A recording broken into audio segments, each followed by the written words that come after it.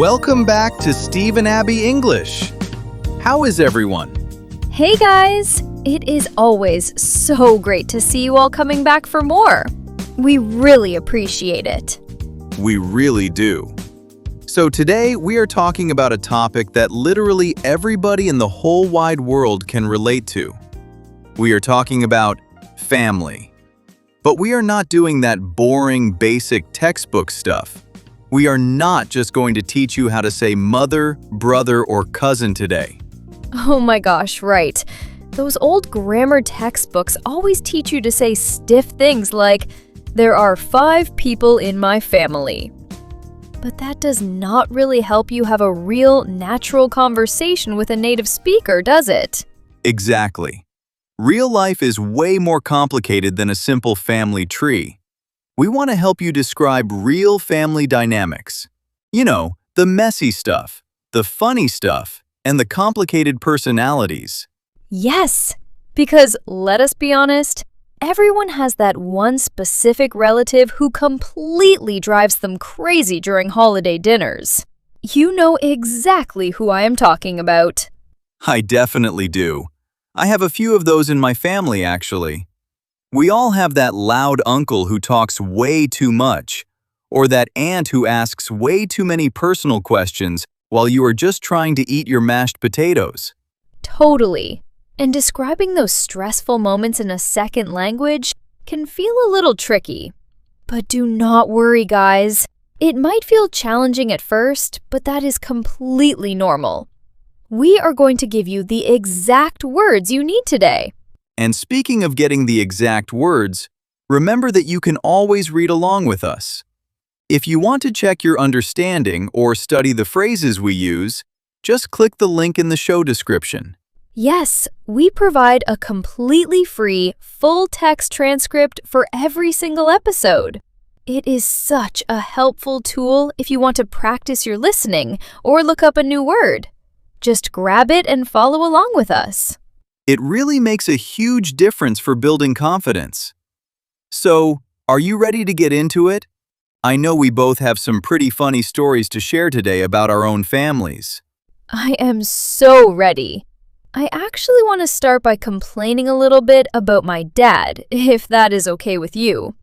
Oh, I am always ready for a good dad story. All right, let us jump right into today's first real talk. So, my dad is generally a really great guy, but he has this habit that drives me absolutely crazy. He just cannot stop giving me life advice, even though I am 27 years old and living on my own. Classic dad move. Right? So, last Tuesday, I was just hanging out at my apartment. I was having a really slow, lazy morning. I was just sitting on the couch, drinking a big cup of coffee, and mindlessly scrolling through my phone. Out of nowhere, my dad decided to drop by because he wanted to bring me some mail that accidentally went to his house. That was nice of him. It was. But the second he walked through the front door, the unsolicited advice started. First, he looked at my living room rug and told me I should really buy a heavy-duty vacuum cleaner because the one I have is not doing a good job. Then he walked straight into the kitchen and stared at my coffee maker. Oh boy, what did he say about that? He spent 10 whole minutes explaining why I am spending way too much money on fancy coffee beans. He gave me a whole lecture about how I need to start buying them in bulk from the wholesale store so I can put more money into my retirement account. He even pulled out his phone to show me a calculator app to prove his point. I was literally just standing there in my fuzzy pajamas, holding my cup, wondering how a simple cup of morning coffee turned into a serious financial planning meeting. That is so incredibly relatable. Parents always find a way to bring up savings, no matter what you are doing. Always. And the funny thing is, my mom is so different. She is incredibly laid back. If my mom came over, she would just drink the coffee, relax on the sofa, and tell me she likes my new mug. She never stresses about those little details. But my dad just constantly feels the need to fix everything in my life. He is a pure problem solver. He really cannot help it. And the situation actually got worse later that week. A few days after the coffee incident, we went to the big local hardware store together. I needed a specific type of paint for a small weekend project I was working on in my bedroom, and he insisted on driving me there to save gas money. Oh no, that sounds like a trap. Going to the hardware store with a dad is asking for a long lecture. You completely understand the struggle. So we were standing right there in the middle of the paint section. I finally picked out this really nice, soft green color that I loved. Before I could even drop the can into our shopping cart, he literally took it right out of my hand. He told me that green was a terrible choice for a bedroom because it completely messes with the natural lighting in the house. Wow, unbelievable. I know! I had to take a very deep breath and remind myself that I am an independent adult who can choose her own wall colors. I ended up buying the green paint anyway, and he just sighed loudly and shook his head the entire car ride home. But you know what? Even when he gets on my nerves like that, I never really get truly angry at him. Deep down, I know it always comes from a place of love. He just wants to make sure I am safe and making good choices in life. Hold on, before we go further, you just used some great words there. Let us get into our first real talk breakdown. All right, let us pause for a second. Abby, you painted such a clear picture of your dad, and you used some truly amazing natural phrases to do it. These are the kinds of words that make you sound like a real, everyday person, not just a walking English textbook. And to our listeners, please do not be hard on yourself if you are not using these casually yet. Muscle memory takes time, and we are going to practice them right now. Exactly. It is all about sounding natural and feeling comfortable. The first word I want to highlight is laid back. I used this specific adjective to describe my mom. Right.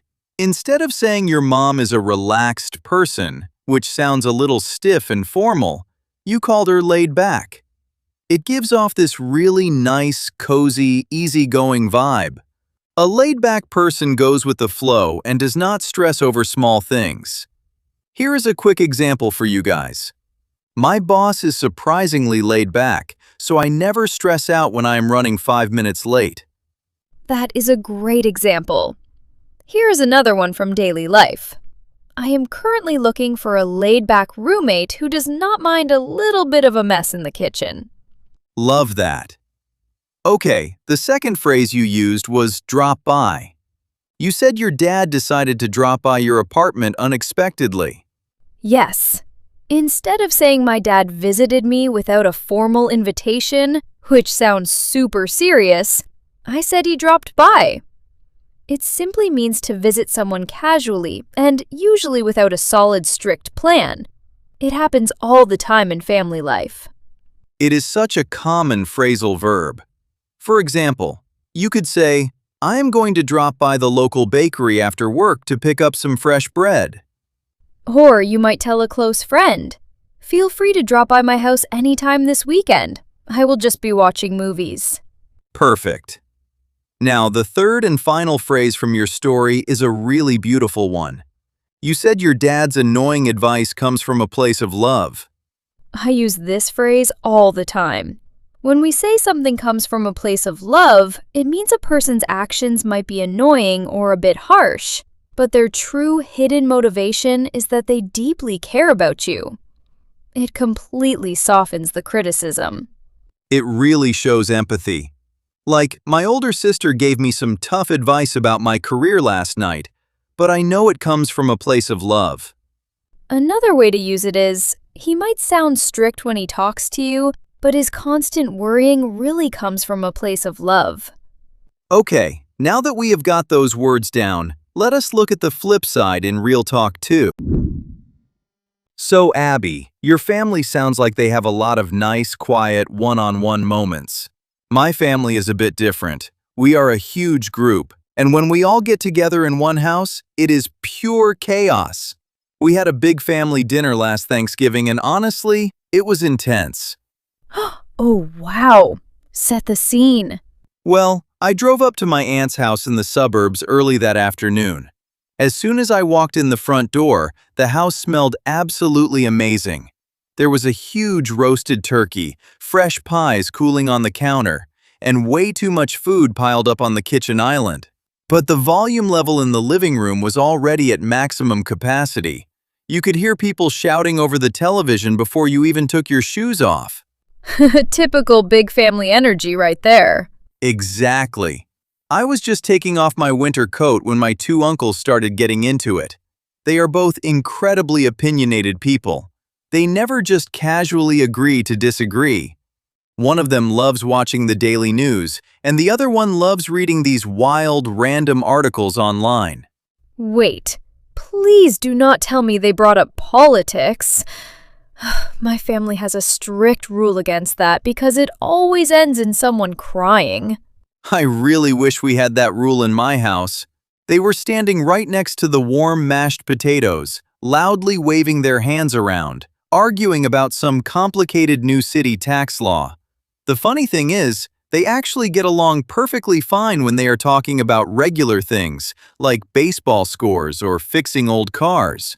But the second politics comes up, they completely lose their minds and act like they are enemies. It is honestly exhausting to watch them go back and forth like that. That sounds so incredibly stressful to be around. It truly was. I tried to step in and do some quick damage control.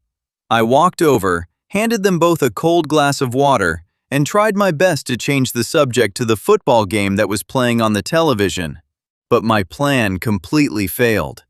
My older cousin suddenly jumped into the conversation from the hallway, and she is just as opinionated as they are. Before I knew it, it turned into a massive three-way debate. A total holiday nightmare! I would have hidden in the bathroom.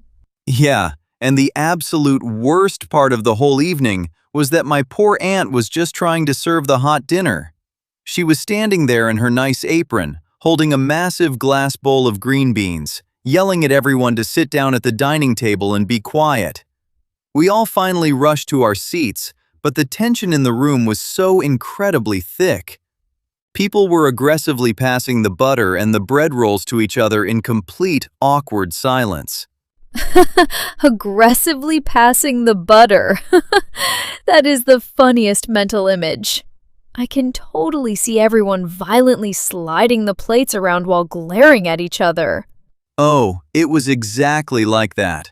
I was not saying a single word. I was just staring down at my plate, chewing my turkey as quietly as humanly possible.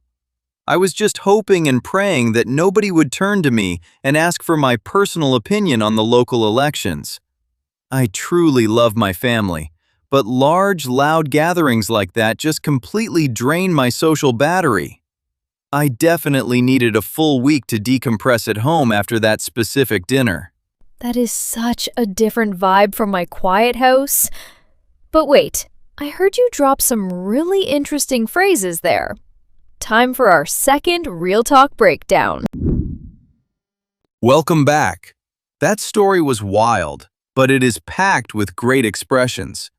To our listeners, it might feel a little strange to try out these new phrases at first. Do not worry about being perfect right away. Muscle memory takes time, and we are going to practice together.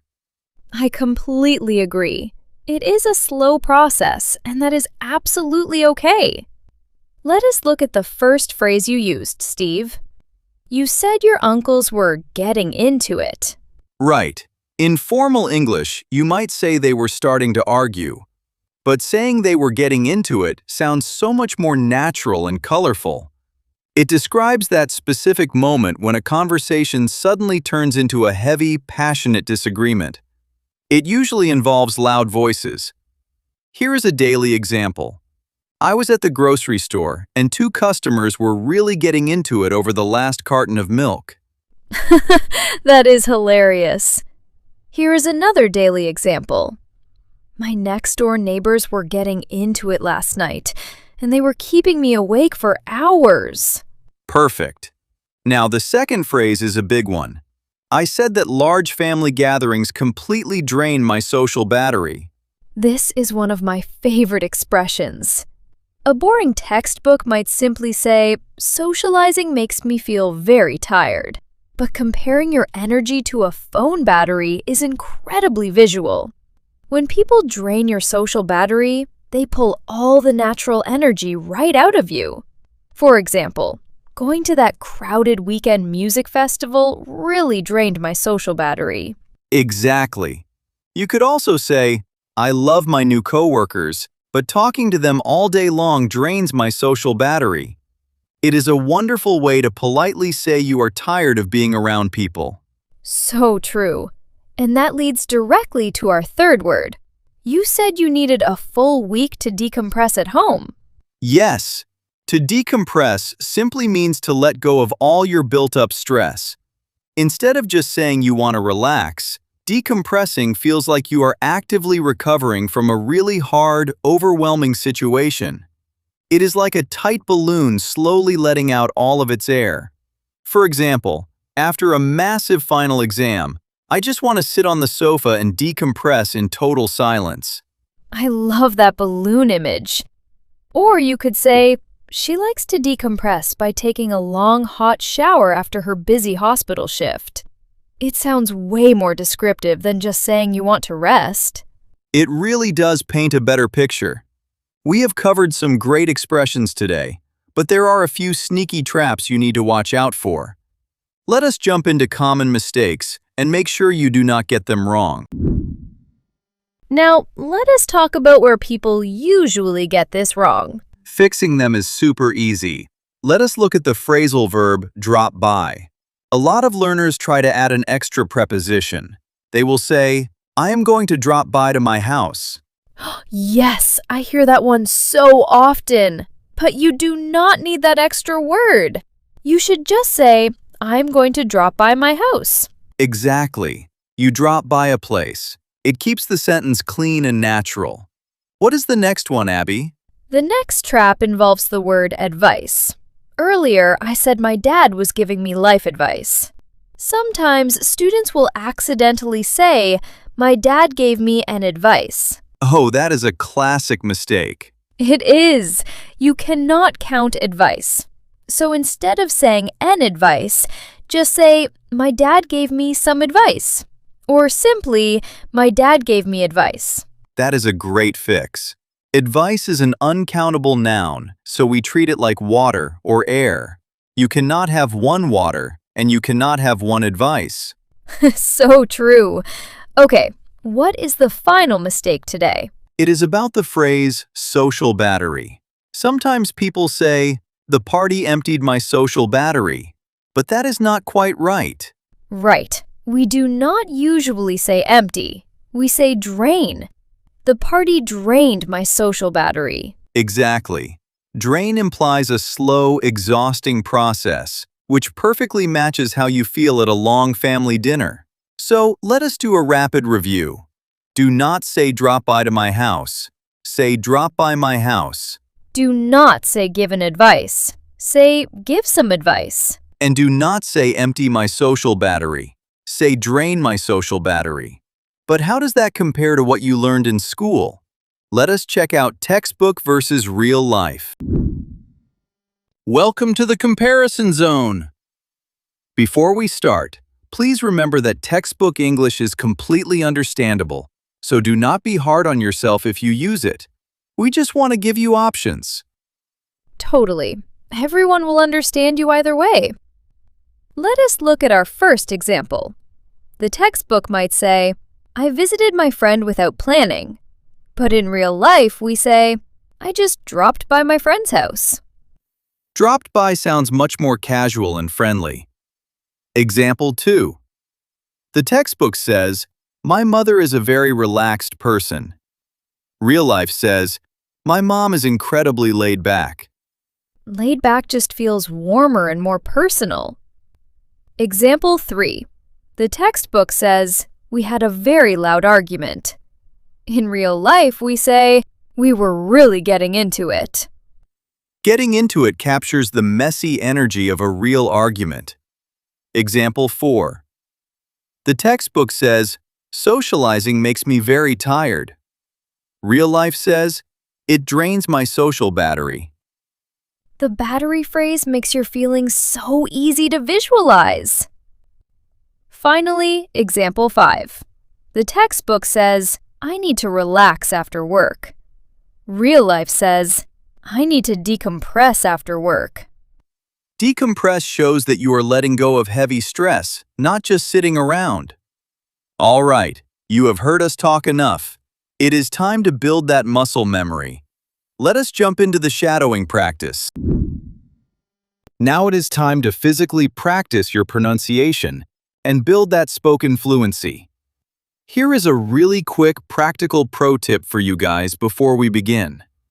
Make sure you hit the pause button on your phone or your computer after you hear each individual sentence.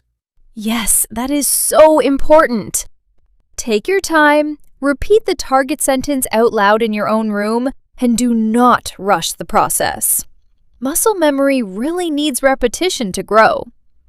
We are going to build your speaking confidence step by step today. Remember to focus on the natural rhythm of the words. Are you ready to begin? Here is the first expression. I decided to drop by. I decided to drop by. We were really getting into it. We were really getting into it. I definitely need to decompress. I definitely need to decompress. Great job today, everybody. You are doing absolutely amazing work with your spoken English. Let us wrap things up with some final thoughts. What a fantastic episode!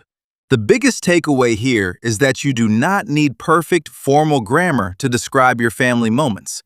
You just need a few common expressions to sound totally natural. Exactly.